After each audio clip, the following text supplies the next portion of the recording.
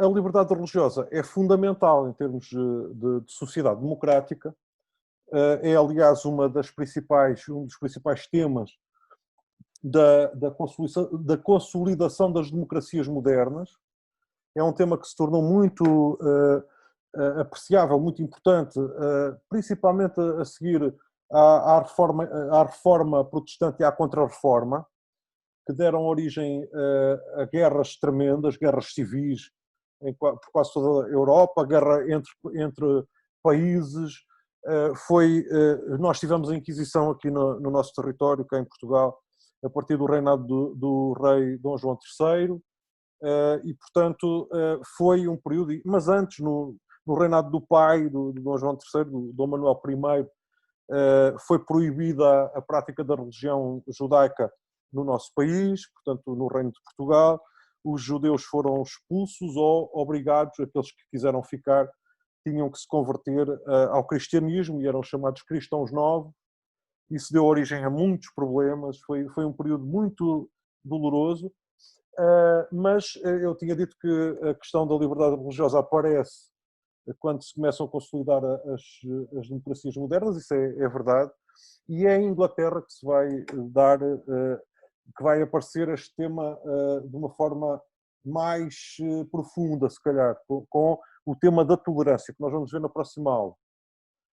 Principalmente a partir do século XVI, XVII e depois no século XVIII. E hoje em dia a liberdade religiosa é considerada um tema fundamental no que diz respeito à democracia, à vida em sociedade e dentro das sociedades democráticas.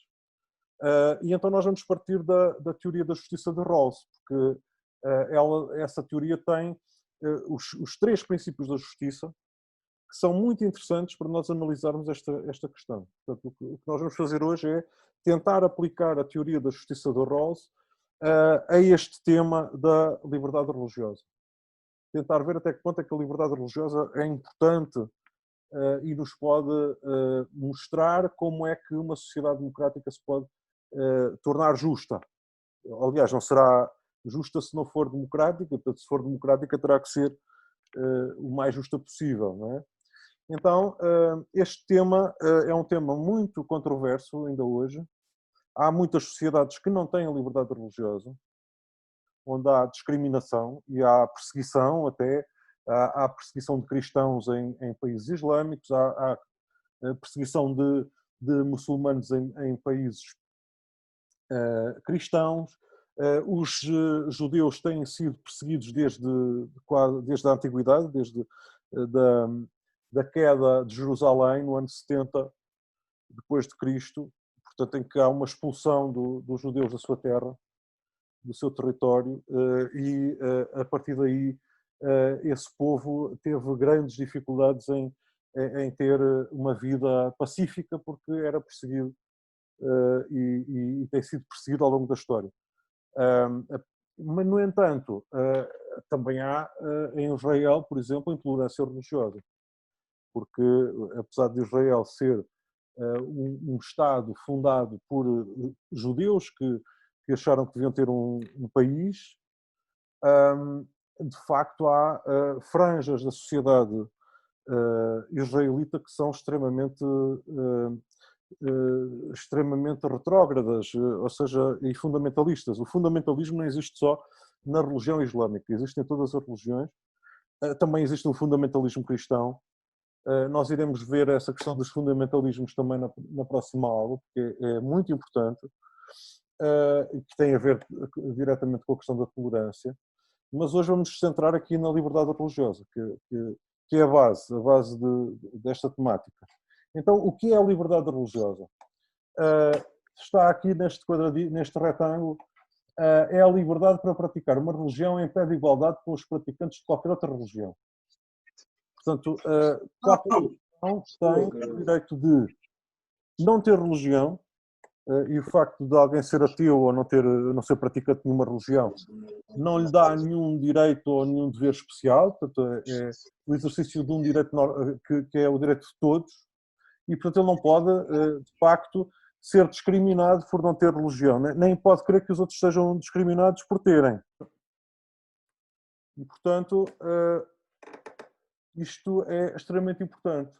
Cada cidadão de uma sociedade democrática, na nossa sociedade isso é verdade também, como é óbvio, deve ter a liberdade para praticar ou não uma religião em pé de igualdade com todos os outros praticantes de qualquer outra religião, sem que isso seja problemático. Já agora, também chamo a atenção para o facto de eu ter escolhido aqui uma fotografia, aqui que está à direita, que é uma fotografia de uma igreja, portanto é um templo cristão, mas não é para discriminar nenhuma religião, não é? Ou para trazer, colocar em destaque o cristianismo. É só porque eu tinha esta imagem e achei que ficava bem aqui neste fundo, mas enfim, isso não é, acho que não é importante. Mas poderia ter a água no bico, ou seja, ainda hoje vi um cartaz do Templo de Salazar em que se falava da liberdade religiosa para os cristãos e para os católicos e, portanto, isso aí eu depois na próxima aula se calhar mostrarei. Não sei, não tenho a certeza, mas depois se verá. Então, a liberdade religiosa significa que numa sociedade democrática não existe uma religião do Estado, ou seja, não há uma religião oficial. Isso não pode existir. Portanto, porquê? Porque ao existir uma religião do Estado, considerada a religião do Estado, isso discrimina todas as outras. Só se nós tivermos em conta que só dentro do cristianismo existem muitas igrejas diferentes, ou seja, há mais diferenças entre cristãos, muitas vezes, do que entre cristãos e muçulmanos ou judeus, porque, apesar de tudo, essas três religiões têm um fundo comum e há um conjunto de valores que são comuns às três, apesar de haver muitas diferenças. Mas dentro do cristianismo há, se calhar, mais diferenças entre religiões, entre igrejas, entre congregações religiosas cristãs do que entre as religiões gerais, portanto, as grandes religiões entre si. Hoje estou um bocado estranho a falar, mas pronto. Mas, de facto, se nós tivéssemos uma religião de Estado, significaria que haveria muitas religiões discriminadas, porque este horizonte, digamos assim, é muito variado. E nos últimos anos, nas últimas décadas, tem aumentado a diversidade religiosa. É interessante, pelo menos no Ocidente, porque existem muitas religiões tradicionais, por exemplo, em África e noutros locais do mundo, que já são muito antigas, e algumas são mais antigas do que o cristianismo, o islamismo e o judaísmo, mas nas sociedades ocidentais, como a nossa, por causa de termos uma grande comunidade imigrante, há muitas pessoas que vieram viver para Portugal e que têm outras práticas religiosas, e algumas são de países longínquos e que se calhar nós nunca ouvimos falar. Isto significa que há mais religiões hoje em dia. Isso enriquece a sociedade, torna a sociedade mais rica em termos culturais. Também iremos ver esse aspecto, que é muito importante. Então, o Estado democrático é laico. Laico significa que não tem nenhum valor associado de caráter religioso.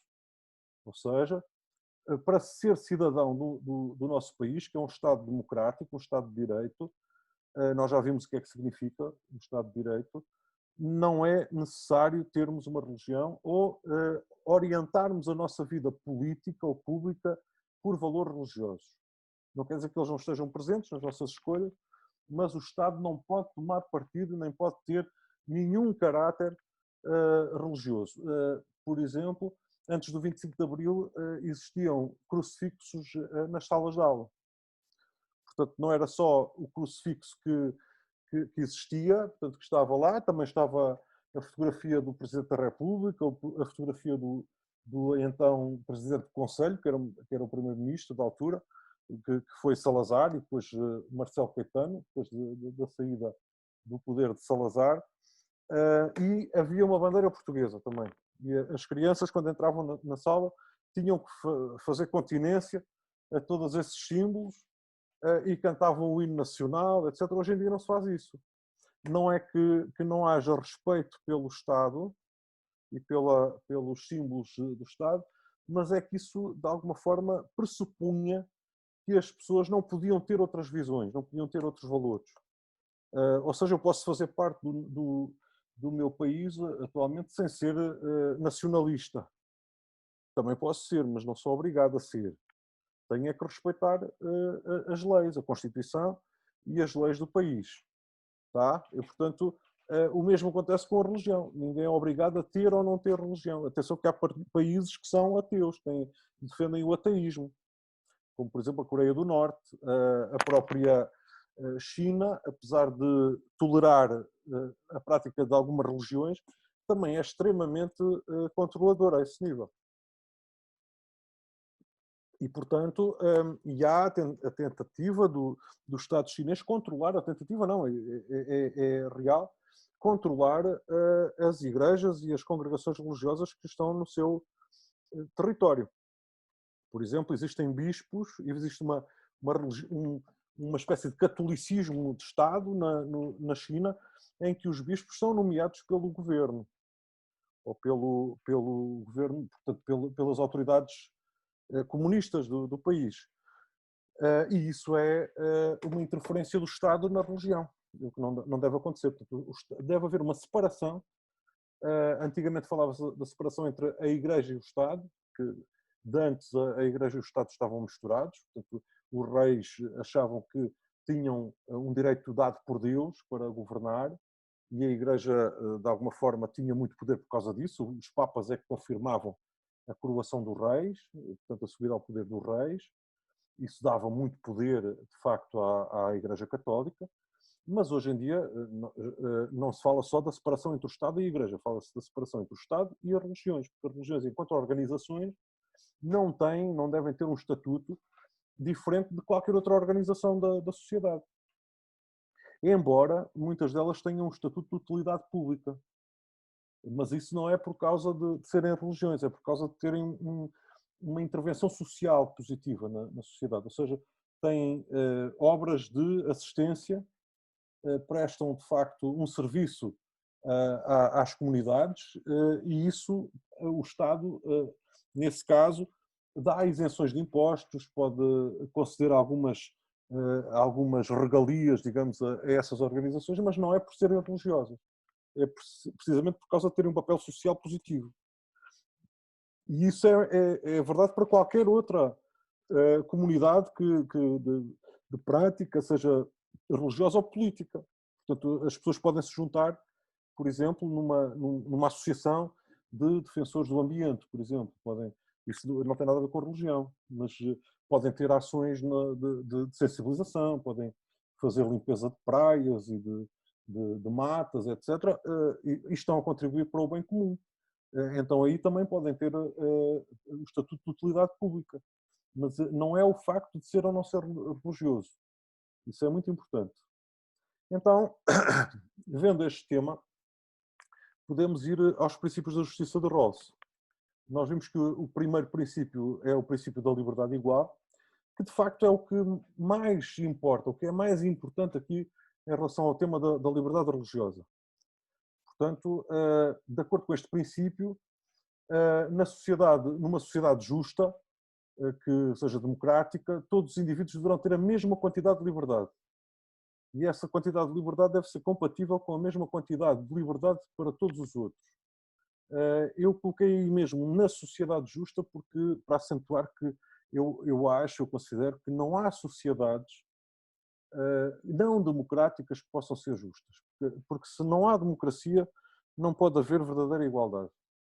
Eu posso estar a ser injusto com alguns sistemas, algumas ideias de sociedade, mas de facto, se os cidadãos não forem todos tidos como iguais e não tiverem todos a liberdade, em primeiro lugar, de expressão, portanto, de poderem falar e de poderem exprimir os seus pontos de vista sem serem condicionados ou impedidos disso, também a liberdade de poderem escolher como querem viver a sua vida, que valores é que querem seguir na sua vida, e a liberdade religiosa está ligada a esta liberdade fundamental. E há um princípio também muito importante da democracia, que vem da Grécia Antiga, aliado à questão da liberdade de expressão, que tem a ver com a igualdade no acesso aos cargos públicos. Isso tem mais a ver com outro princípio, o princípio da justa igualdade de oportunidades, mas é um princípio fundamental da democracia, que é todos os cidadãos têm os mesmos direitos de concorrer aos cargos de governo, aos cargos de liderança na sociedade. E, portanto, qualquer cidadão, é uma coisa que se diz já desde a fundação dos Estados Unidos da América. Na América isto é muito, muito repetido, as pessoas consideram que isto é muito importante, é que todos os cidadãos americanos podem vir a ser presidentes. E o mesmo acontece em Portugal. Todos os cidadãos portugueses, todas aquelas pessoas que tiverem a cidadania portuguesa podem concorrer à presidência da República, desde que tenham um requisito, mas esse requisito aplica-se a todos, portanto não é discriminatório, que é, tem que ter pelo menos 35 anos de idade. Portanto, as pessoas com menos de 35 anos de idade não podem concorrer à presidência da República, porque se considera que ainda não têm experiência de vida suficiente. Isso pode ser estranho, mas enfim. Seria discriminatório se dissesse que alguns grupos da sociedade não podiam concorrer, ou que alguns poderiam concorrer com uma idade menos avançada, não é? Por exemplo, dizer que quem tivesse um curso superior podia concorrer com 21 anos ou com 30. Assim não, todos estão sujeitos a este princípio dos 35 anos. Outro princípio também muito importante da democracia, que é a igualdade perante a lei. E, portanto, nós somos todos iguais perante a lei. Não há leis para uns nem para outros. Isto é extremamente importante. E, portanto, existem leis que têm a ver com a liberdade religiosa que se aplicam a todas as religiões, sem exceção e sem discriminar nenhuma. Apesar de nós podemos considerar que, de facto, algumas, em algumas situações, a religião católica é beneficiada. Tem mais, se calhar, mais tempo de antena, precisamente porque é a religião maioritária, mas temos também que ver que, de facto, há uma questão que é importante, é que muitos dos grupos de comunicação social são, ou a maior parte, são privados. E, portanto, mas eu penso que na comunicação social do Estado não se deveria dar tanto destaque, não é? Ou então deveria-se dar o mesmo destaque às outras religiões, mas isso agora não vou discutir, porque isto é um tema muito complexo e levaria muito tempo a aprofundar, mas de facto nenhuma religião deve ser discriminada. Deve ou pode ser discriminada na nossa sociedade, que é extremamente importante, não é? Então nós temos aqui um mapa que nos mostra os países com violações significativas da liberdade religiosa. É um mapa que foi elaborado por uma fundação, a Fundação AIS, que estuda precisamente e preocupa-se com esta questão da liberdade religiosa. E então a legenda é esta. Portanto, a vermelho estão os países onde há perseguição, a laranja estão os países onde há discriminação, depois a seta para cima significa que se trata de um país onde a situação melhorou, e depois o traço significa que a situação se manteve, e a seta para baixo significa que a situação piorou. E então temos aqui uma questão, portanto, uma área importante do globo onde há grandes problemas a nível religioso. Eu devo dizer que apesar destes países todos estarem mais ou menos próximos uns dos outros, ou fazer fronteira uns com os outros, a situação de cada um deles é muito diferente, pode ser muito diferente. Portanto, pode haver fatores de ordem diversa. Por exemplo, temos aqui a Argélia, no norte da África, que é um país gigantesco, como podem ver. É um país muito importante, onde aqui há uns anos, nos anos 90, já foi há bastante tempo, houve uma democratização do regime. Já agora a Argélia é um país que foi uma colónia de França, e é maior que a França, se vocês virem aí no mapa, e depois tornou-se independente. E só nos anos 90, penso eu, é que se tornou uma democracia, ou tentou ser uma democracia.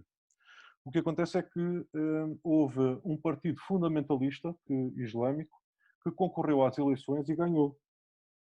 E então o que é que aconteceu? Os militares e uma parte significativa dos políticos resolveram não dar o poder a quem tinha ganho. E então a Argélia desde aí vive num regime que podemos chamar militar, e portanto de alguma forma não avançou com a democracia porque os fundamentalistas ameaçavam acabar com a democracia.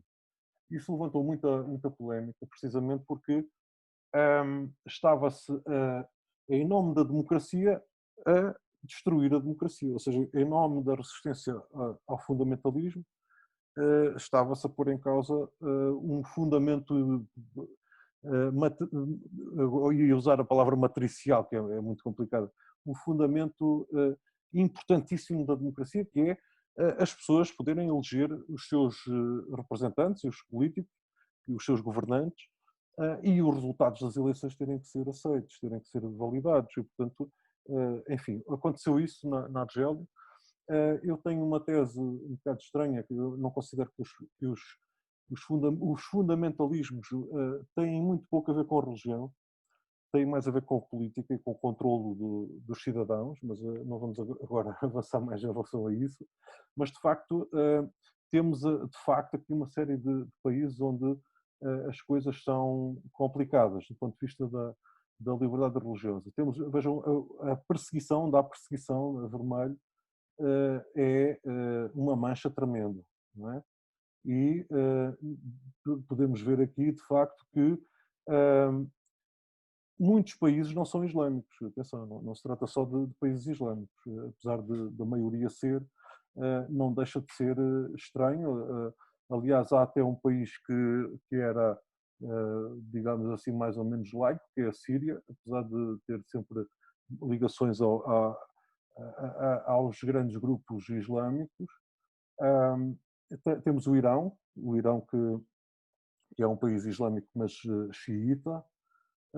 Temos a Coreia do Norte, ali na ponta direita, que persegue religiões não por causa de haver uma religião, digamos, dominante, mas porque o Estado é ateu.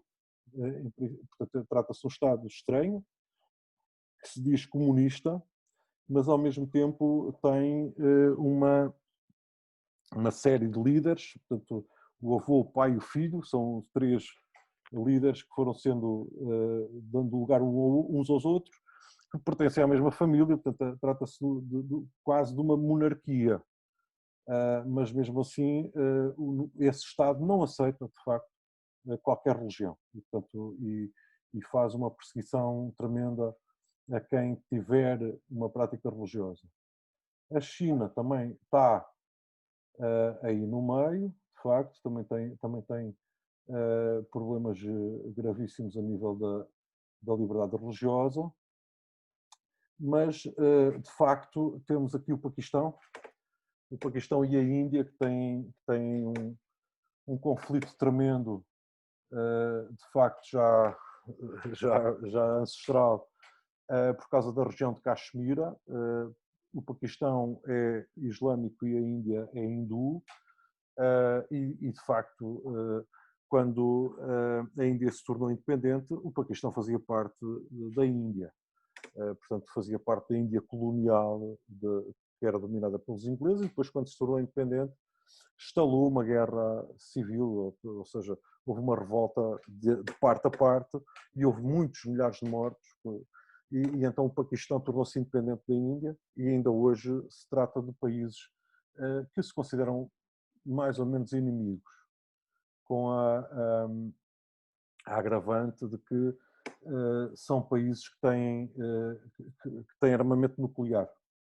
Portanto, isto também torna as coisas mais complexas, não é? Portanto, o facto de haver países que têm um conflito antigo, que têm um caráter religioso, mas também um caráter étnico, de alguma forma, cultural, e que disputam o mesmo território, se esses países têm armas nucleares, isso torna-se extremamente complicado e perigoso, não é? Em todo o caso, não vamos agora. Eu estou sempre a dizer isto, mas é verdade, não vamos agora aprofundar muito isto, mas vejam que há aí alguns locais onde a situação piorou. São mais os que têm um piorar da situação do que uma melhoria. E, de facto, na China, por exemplo, que é o país mais populoso do mundo, há uma pioria, um piorar da situação, portanto, a situação está pior. Na Índia estabilizou, mas é um país onde há muitos conflitos. Não é só entre hindus e muçulmanos, é também entre fações hindus e contra os cristãos também. Portanto, é muito complexo. Aliás, este tema é muito fraturante, é muito difícil de enfrentar, porque de facto há muita divisão. E, portanto, há aí também Myanmar, a antiga Birmânia, onde há uma etnia que são os Rohingya, que estão a ser perseguidos e estão a ser mortos em série. Portanto, há um genocídio que é extremamente difícil de aceitar. Apesar da situação aparecer aí como estando mais ou menos equilibrada, mas há de facto uma grande fricção entre religiões, onde aí o budismo é dominante, e é uma coisa estranha, que o budismo é uma religião pacifista, por natureza, e aí é extremamente... Os budistas são extremamente sectários e extremamente violentos. Eu não sei como é que é possível, mas enfim. Por outro lado, há outros países que saíram, digamos, dessa mancha. Por exemplo, o Japão. O Japão já foi extremamente fechado em relação a outras religiões. Há religiões estrangeiras, chamemos assim.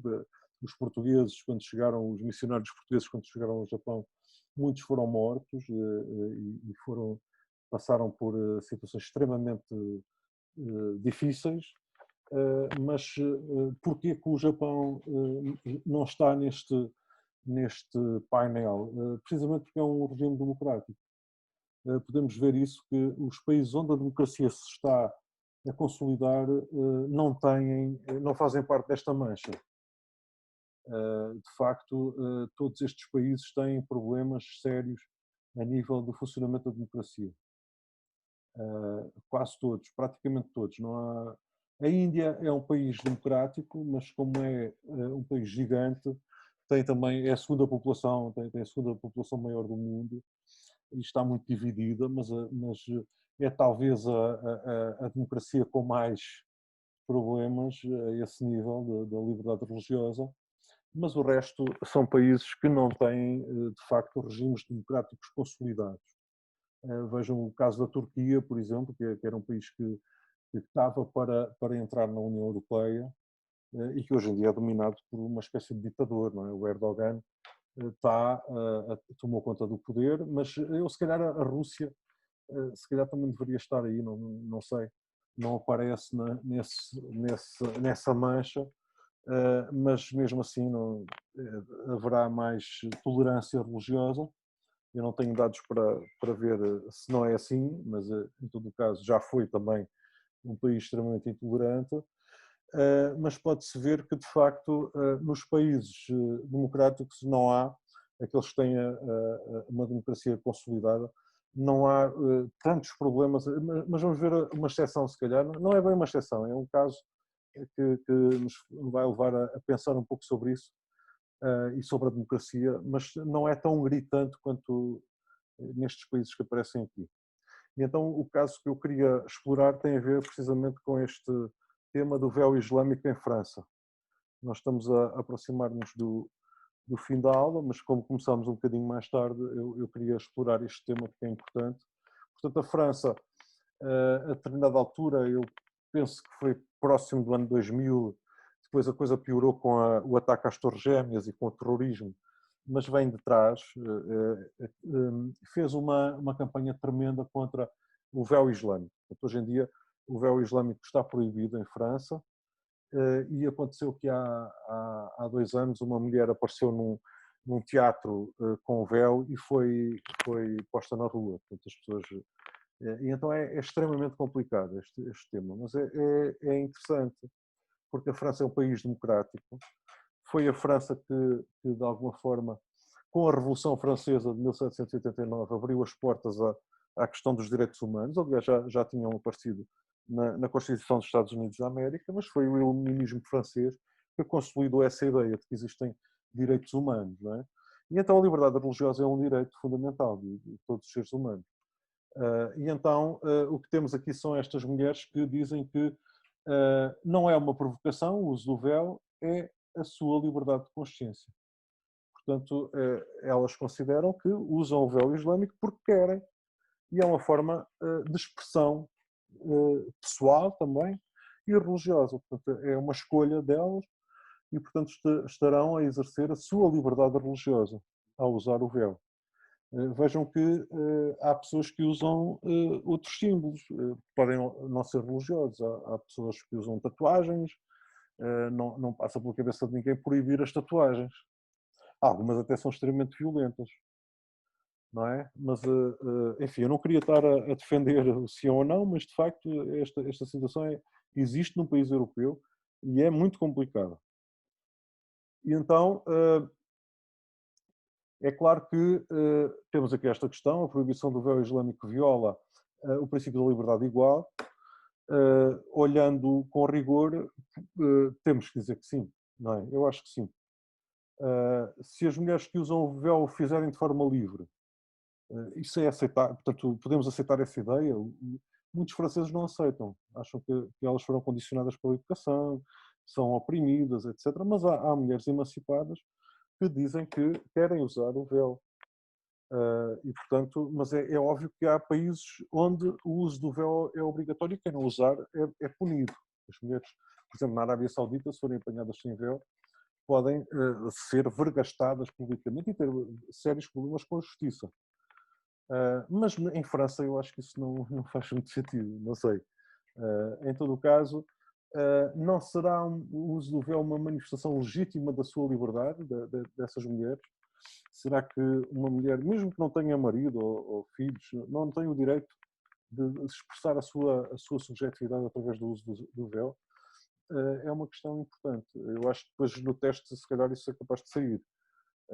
E, portanto, temos que ver isso com atenção. Agora, em relação ao princípio da liberdade igual, temos que olhar a isto. Será que o uso do véu põe em causa a liberdade dos outros membros da sociedade? Ou seja, se eu usar um crucifixo ao pescoço, eles também dizem que o crucifixo é proibido as pessoas usarem dentro das escolas e dos edifícios públicos, mas isso põe em causa alguém? Eu acho que não. Mas não põe em causa a liberdade dos outros. Em todo o caso, com a questão do terrorismo, há um argumento que apareceu e que temos que, de facto, dar algum peso, que é o argumento da identidade, ou seja, quem usa véu pode estar a esconder-se e pode ser alguém ligado ao terrorismo ou até um criminoso vulgar que usa esse estratagema para se esconder.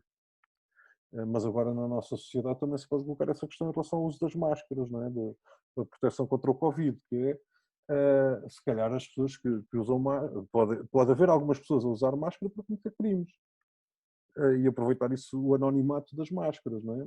Mas a situação é diferente, de facto. E, portanto, se o uso do véu não puser em causa a liberdade dos outros membros da sociedade, eu acho que não há problema. E, portanto, o princípio da liberdade igual não é posto em causa. E até, se calhar, o princípio da liberdade igual exigirá que se dê liberdade para o uso do véu. E temos então aqui esta questão: será que a maioria pode pôr limites à liberdade religiosa de uma minoria? A não ser, não pode, a não ser que a liberdade religiosa de uma minoria ponha em causa a liberdade de alguém. Por exemplo, há a questão da mutilação genital feminina, que é praticada por alguns grupos religiosos, que põe em causa a dignidade dos seres humanos, que são sujeitos das mulheres, que são sujeitas a essa prática. Aí não deve ser tolerado, mas eu acho que usar um véu não é semelhante a isso, não é? Também não estou a defender que se use, também não estou a defender que não se use, mas acho que essa prática não põe em causa, de facto, a liberdade de ninguém. Porque o facto de alguém usar determinado de determinada peça de vestuário, não põe em causa a minha liberdade. Se calhar poria se, por exemplo, numa t-shirt tivesse um palavrão ou tivesse uma frase contra mim ou contra o grupo, algum grupo a que eu pertencesse, não é? Que também que fosse respeitador também da liberdade dos outros. Mas tirando isso, por exemplo, imaginem um indivíduo do Benfica andar com uma t-shirt a dizer mal de sportinguistas, não é? Isso nunca aconteceu, não é? Sabe? Isso aí não é tolerável, de acordo com o princípio da liberdade igual, porque põe em causa a dignidade dos outros e a liberdade dos outros estarem sem serem molestados. No entanto, aqui acho que não há esse problema, nem nunca se colocou. Agora, em relação ao princípio da justa igualdade de oportunidades, é importante também referir que, no passado, este princípio foi posto em causa, ou seja, e tendo em conta a liberdade religiosa. Porquê? Porque durante o regime de Salazar, o que é que acontecia? Os funcionários públicos tinham que assinar uma declaração para poderem ser aceitos no Estado, em como não pertenciam a organizações secretas. E uma organização secreta que é quase uma religião, e há quem considere que a religião é a maçonaria. E, portanto, o Estado Novo, portanto, a ditadura de Salazar, proibiu esse tipo de organizações. Por outro lado, quem concorria ao emprego do Estado também tinha que entregar uma declaração de bom comportamento passada pelo pároco da sua freguesia, ou seja, quem fosse de outra religião ou não tivesse religião não tinha essa declaração. E então não podia ter um emprego do Estado. Isto põe em causa, de facto, aqui o princípio da justa igualdade de oportunidades. Portanto, os cargos e as posições sociais mais vantajosas devem estar acessíveis a todos, de forma justa, ou seja, equitativa. E então não se pode exigir que as pessoas tenham o tal certificado de bom comportamento passado pelo pároco ou passado por alguém ligado a alguma religião. E, portanto, isso viola o princípio da justa igualdade de oportunidades. Outra questão é o princípio da diferença. Será que o princípio da diferença também se pode relacionar com a liberdade religiosa? Eu acho que sim. Porquê? Porque as religiões minoritárias estão muitas vezes ligadas a pessoas, ou são praticadas por pessoas que estão ou há muito pouco tempo no nosso país e por isso têm condições económicas e sociais de mais fragilidade, e então é possível o Estado discriminar pela positiva as religiões minoritárias. Ou seja, uma religião que não tenha um local de culto, por ter poucos praticantes, ou por ter praticantes que vieram do estrangeiro para cá, o Estado pode ajudá-las a construir o seu local de culto. Por exemplo, uma mesquita, uma sinagoga para as pessoas de origem judaica, ou outro qualquer, ou uma igreja de uma congregação protestante. Portanto, o Estado pode dar terreno para construir, como aconteceu, eu não sei qual é a história, mas temos aqui a Mesquita de Lisboa, e há várias mesquitas que já foram construídas com o auxílio da Câmara de Lisboa e de outras câmaras, por exemplo, aqui a Câmara de Sintra, na Tapada das Mercês está a apoiar a construção de uma mesquita que não tem arrancado, não sei o que é que se passa, mas já há o local, e seria muito bem-vinda, porque também teria um complexo de apoio social aqui ao bairro, à urbanização, mas está-se à espera, não é? Eu não sou muçulmano, mas gostava de ter aqui uma mesquita ao pé de casa. Acho que seria interessante.